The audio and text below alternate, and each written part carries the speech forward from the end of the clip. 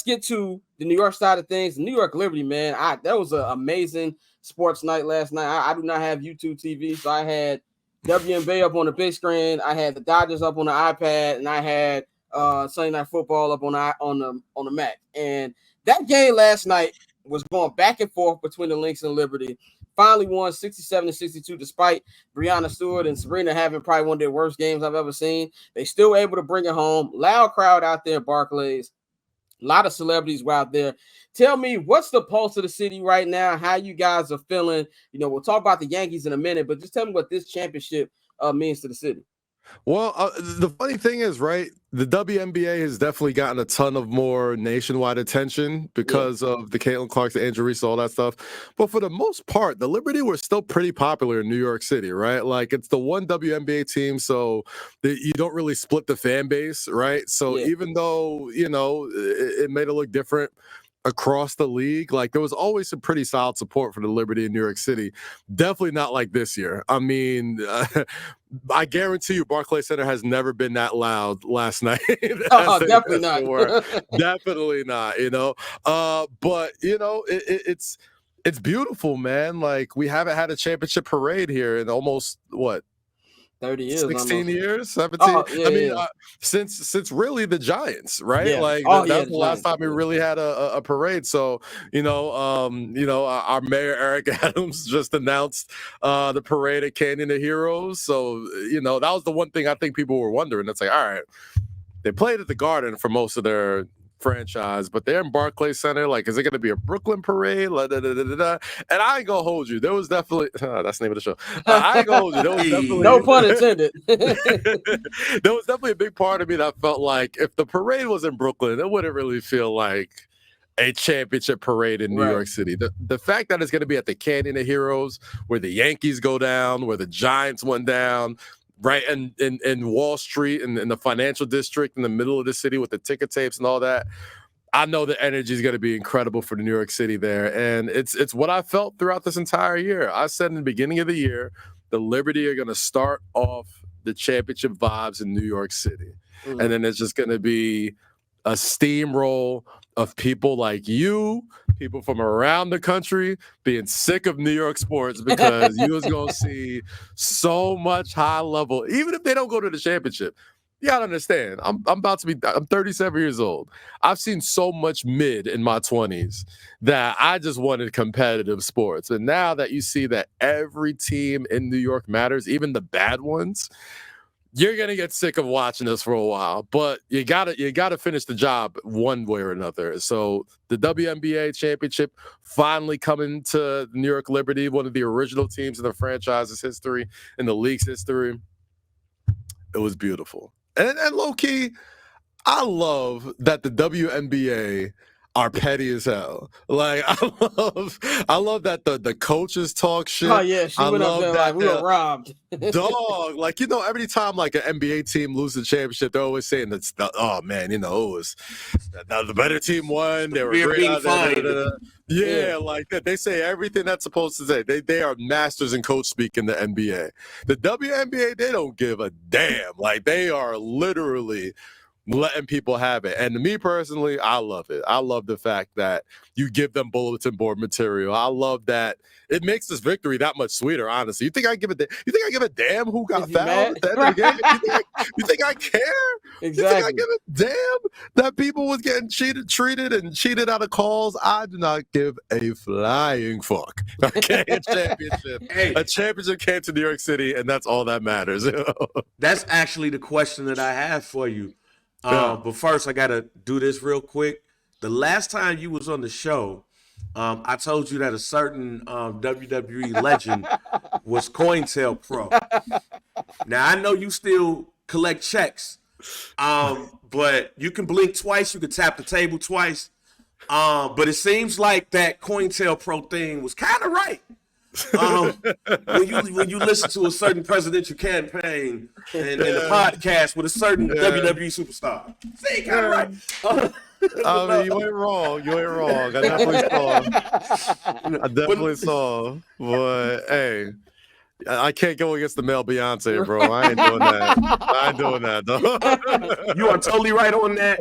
That's probably the only man in the world that, hey, it's like, all right, whatever. Come on, son. Eyebrows. What are we doing? What are we laughing? But question about just the win in general and what you kind of just said. Like, how big of a New York fuck you, which is different than any fuck you in the world, is the Liberty giving the Lynx and their head coach for getting on the podium and complaining about a call and saying that she feels like this title was taken from him. Like, it feels like New Yorkers is like, oh, fuck you. Look at it. You see this? You see this? You see this? You see this? You see my eyes? Nobody gives a fuck. Nobody cares. Wasn't nobody saying nothing about, that over the back call that was missed in game 3. Yep. Wasn't nobody saying nothing when you had every opportunity to close the door after stealing a win in game 1 in Barclays Center. And Sabrina Ionescu and Stewie were shooting tour dates yesterday. Just the worst shooting you will ever see. If you can't take advantage of the second best player on the opposing team shooting 1 for 20, 1 for 20, dog. You got nobody to blame but yourself. You got nobody to blame but yourself. And you are not going to get any sympathy from starving New York fans who haven't seen any championships around here in any sport for at least the past 15 years. So too bad, so sad. Catch you next year. We'll see. just run it back. Just run it back. And it was dope to see all the the New York Sport Court Spike was there. I love the video I saw on Jadakiss's Instagram when he was linking up with Brianna Stewart after the game. I think they were at a bar, whatever the party they had. That was. I'm about to say they got lit last night. If you saw them on Good Morning America this morning, I was they were tired. They had them a good night. Yeah, that's how it's supposed to look. Let's talk about the team that's probably the biggest team in the city. I'm guessing the New York Yankees, who we know them in my childhood. The Yankees will always win. One of my first baseball memories was watching Derek Jeter win championships. You know what I'm saying? And A-Rod, I don't care. No, I'm always an A-Rod fan. I'm sorry. When I'll always be an A-Rod guy. But his, them winning in 2009, it's been a long time. This is, one championship in 24 years, but they've made it back to the World Series to play the Dodgers. Just tell me what it's been to kind of just watch, kind of like this new era, kind of like in 2017, they're called the Baby Bombers. Aaron Judge just got there. They got Giancarlo Stanton the next year.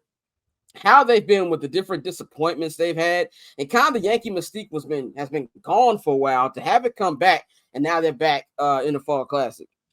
I'll tell you this, man. I listened to a ton of New York radio, sports radio on the way to the office and back and forth. And if you didn't watch the actual Yankee games every day, you would think this is one of the worst teams in baseball. There's no level of appreciation for this team that doesn't result in championships. And I think that's a little unfair, right? You're putting the expectations of literally a century's worth of greatness in the franchise on different people who had nothing to do with that. Yeah. And there's those weird, trust me, I'm a Yankees fan. I love the Yankees. But there's so many of these weird old head traditionalists that with the sideburns and you can't do this and you can't say that and that's not the Yankee way. I always thought that was complete BS, man. And I think it was definitely not a coincidence that this year was the first time you kind of saw the Yankees let their hair down a little bit, right? They trade for Jazz Chisholm, a guy who, no offense, I don't think would have been Yankee material a couple years ago. Yeah, exactly. And the fact that he came in with the swagger and the confidence and just sort of that energy that I think the Yankees franchise needed. If you're a free agent that's about to sign a $700 million deal, why would you sign to a franchise that the only satisfaction you get is by winning a World Series, and that's the standard? I loved that they celebrated making the playoffs, celebrated winning the ALDS, celebrated last time. There was so many people in New York City and New York City media that was like, you aren't supposed to celebrate anything but the championship. The championship's the only thing that's worth celebrating. if you're a baseball player, what fun is that? What is the fun in that? If you can only celebrate winning the biggest thing that, you know what I mean, you could win. It almost feels like it's a birthright for a Yankee. And I just didn't think it was it's no coincidence that the year that they finally got to chill out a little bit and be themselves and party and drink and smoke some weed in the locker room, do all that type of shit, like the year that they actually acted like actual baseball players that we see in other franchises, they're going to the World Series. So obviously this is always going to be a Yankee town. The standard of excellence here is high, but you know, now that they're here, that standard is up there again. It's not going to mean anything if they lose. It's not going to mean anything if the Dodgers wax them. So now it's time to finish the job. What do you think about, like, from a for people who are casual baseball fans? Well, I think it's a lot of people. You know, I feel like MLB now is kind of more of an acquired taste, but I think this is the best case scenario for them. Where, of course, you got the two biggest cities, but you got all the star power. You got the Aaron Judge, you got the Juan Soto, Giancarlo Stanton, you got Mookie, you got Shohei, and you got, well, hopefully, if Freddie Freeman can get healthy enough to actually contribute. You got that. Do you think this will help bring more eyes to the league, or is just something that, you know, it's still baseball and people aren't going to care about it too much? I think it's going to bring a lot more eyes. I think if you're the commissioner of Major League Baseball, this is a dream scenario for you. You got the two teams with the most star power, and Shohei Ohtani and Mookie Betts and you know, Freddie Freeman. On the other side, you got Garrett Cole, Aaron Judge, Juan Soto, Jazz Chisholm. You know, Luke Wheeler now is turning into a star closer for the Yankees. Yeah, it's definitely one of those things that I've always thought baseball was the ultimate perfect casual sport, right? Like, it's an easy sport to follow: ball, strike, you're out, home run, single, double, triple. Easy sport to follow. Football, I can understand. You're watching the game, you're like, what the hell is going on? Basketball is probably a little bit easier of a casual sport to watch because anybody can play basketball. And baseball is like the ultimate spectator sport. And you got the two biggest markets in the sport representing, you know, who's going to win the world championship. So I definitely could see baseball rising in popularity because of the Dodgers and the Yankees being in the World Series. This is what you want if you're running a league. You want the team with the most popular players and the most notable names fighting for your highest honor, the biggest prestige that you can get. So I think it's going to be great for baseball, man. There was a time where nobody was checking for Major League Baseball. Yeah. It didn't matter who was in the World Series. And now it's very easy to catch up, turn on Fox or turn on TBS and know the Yankees, know the Dodgers, and just be enthralled with it. I'm also glad too that people really getting to see how good Shohei Ohtani is. Like, for somebody who lived in LA for a long time, like, Anaheim's not LA. Like, they had him like in a corner. Like, he actually played for the Dodgers. You got posters, you got billboards him on the 405. They making murals on him. Like, you can really see just how good he is. And I think this World Series is gonna put a big spotlight on him, man. Last time before you pitches. That would be amazing if he could. Yeah. Last topic, definitely not least. I know this is your favorite team, the New York Knicks. Having a great year last year, making it to the Eastern Conference Finals. Got too hurt towards the end, which us Bulls fans we can relate to with having Tibbs as a coach. I've been through that my entire life, but got to the Eastern Conference Finals. Now this year, there's more expectations. Trade happened out of nowhere. I had to double check my phone when it happened. I thought this was a fake Woj or something. I thought I got sent. Yeah, exactly. Karl Anthony Towns coming to the Knicks. Julius Randle, Dante DiVincenzo sent to Minnesota. Now, as somebody, obviously I'm a Bulls fan, so I'm not a Knicks fan, but I love the trade. And there was a lot of Knicks fans who were kind of conflicted. Like, I don't know. You know, we know to play in New York, to play in Philly, play in Chicago, you have to be of a certain caliber because these fans will not tolerate soft shit.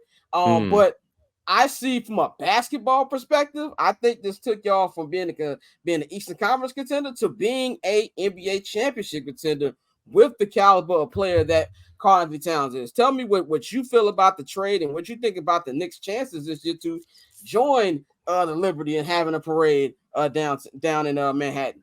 I'll say this, man. Knicks fans, the reason why Knicks fans are special is because we really, truly do love our players. Like, no matter what you hear about like Julius Randle around the league, like people in New York loved him, loved his kid, his wife. Like it's different when New York City embraces you. And he took the challenge the same way Amari Stoudemire took the challenge several years ago, where you come to a city where the team wasn't doing that well and you got them back to relevancy. Dante DiVincenzo, I said a couple of weeks ago, I said next to Xavier McDaniel and Jeremy Lin, probably the best one-season Knick of all time, right? Like, comes in, saves the rotation when they get hit by injuries, and hits probably one of the biggest shots in Knicks history against the Philadelphia 76ers. So, yeah, it's definitely something that, you know, Knicks fans are going to feel a way about, and even the players probably felt a way about it with the whole Nova Knicks thing going on. But you got to respect it because great teams make those nuts on the table moves for championships, right? Like when it's time to go all in and push your chips all the way to the table, that move for Karl Anthony Towns let everybody in the league know and everybody in that franchise know we're going for it. And you got to respect that, right? Like if you look at the team last year and look at the team this year, it's two completely different rosters. And, you know, it's the benefit of having an all-world point guard in Jalen Brunson. Like when you got a guy like that, your job as a GM is to do everything you can to make life easier for him. And what you went out and did is you got the players that he's comfortable with. You got two great wing defenders to take pressure off of him. And you didn't just get a guy who is great at creating him space. You probably got the best fitting big man for Jalen Brunson's skill size as far as spacing the court. This dude is maybe 6'2" and gets 2 feet in the paint every single time. I think him and Shai Gilgeous-Alexander were like the only guards that just live in the paint. And now you got all that space for Karl Anthony Towns. I'll say this, man. They are absolutely they're my pick to win it all. I think this is their year. I think this is the time that they finally break through. I feel like every team of the past couple of years sort of like knock on the door in the playoffs the first couple of seasons, and then finally they just break through. I think health being on their side, if health is on their side, this is the year that they break through. Repeats are hard. I like that they got to see the Boston Celtics 4 times a year and probably in the playoffs. Like you're not gonna be shell shocked when you see them in the playoffs, right? They're going to be without Kristaps Porzingis for a long time. Like, that's going to be something for them. And one thing that I don't think the Knicks organization as a whole gets a lot of great credit for is their front office has been genius level as far as like getting. I mean, dude, you're talking to a lifelong Knicks fan, man. I've seen so many terrible contracts, terrible trades, terrible picks, and it feels like the Knicks don't miss anymore. Like there's never like a dude, like every year, probably before 2018, there's a dude on the roster where we're like, all right, what are we trading this dude? When are we getting rid of this guy? All this for the most part, that's how I feel about Ryan Poles with the Bears. Like, I'm not used to people making smart moves. Like dog, from the way they maneuvered the cap situation with the second apron to even get Mikal Bridges and Karl Anthony Towns, from the way that they've been drafting, like they are finding these gems. Tyler Kolek from Marquette University, who was Big East Player of the Year last year. Little white boy, but that dude is a dog. And anybody who plays against him knows he's a dog. They found this French dude, Pacome Dadier, another rookie, who I thought was going to be a dude that just keep in France for a season or two and be like, all right, come back. But we've seen him in preseason, and you've seen what you've lost in Dante DiVincenzo and be like, all right, you got a nice wing defender who could shoot, who's young, who's overseas and plays a little bit more of a structured style of basketball that you could put on a winning team and not have to worry about him developing and becoming like this star player to save your franchise. It's like, no, you got a role. You can play this role. You did it overseas. You can do it here. And they just find players that just fit with Jalen Brunson, man. And that is the best quality you can have. That star player took a historic pay cut. You need to take advantage of that for the next 3 or 4 years. If you don't get one of these championships in the next 3 or 4 years, it's an utter failure off rip. Because the dude left $170 million on the table to say, I'm trying to win. Figure it out. And the Knicks, for the most part, have done their best to figure it out around him. Yeah, that was what I was going to ask real quick. When you have a player in New York that leaves that much money on the table, how does... And Jalen Brunson seemed like somebody that the Knicks love. Like, I ain't in New York. You think? But man, it seemed like it's somebody. It's three people in the city that never pay for a drink or dinner. It's Aaron Judge, it's Francisco Lindor, and it's Jalen Brunson. That's what is he? Yes. Even Roger's got to call ahead of time. Like Roger's got to call for a table. Like, yeah, I might be call pulling somebody. Yeah. Wow. Yeah, it's that level of love, and it's because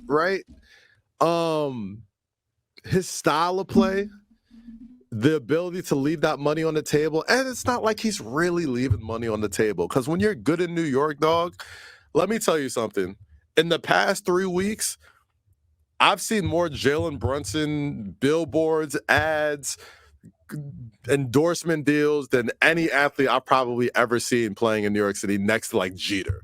Damn. Like, this dude just got a body armor deal, Macy's, Fanatics Sportsbook, like everything. Like, they are Nike, Kith. Like, he gets every single endorsement. So I don't think he's missing no meals by leaving that money on the table. But that's also the benefit of being great in New York City, because as much as this city has embraced him, once he took that pay cut, I feel like they embraced him right back. Every single Fortune 500 company in this city was like, find that dude, find some way to get him some bread and get him some bread, dog. So that's a message out there too. If you're good here, you'll be good forever.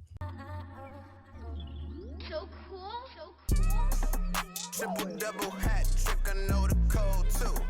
Ice trade, go for trade, yeah, we cold too. Getting paper on these player haters, old news, money on the other line, so I'm not gonna hold you. Money on the other line, so I'm not gonna hold you.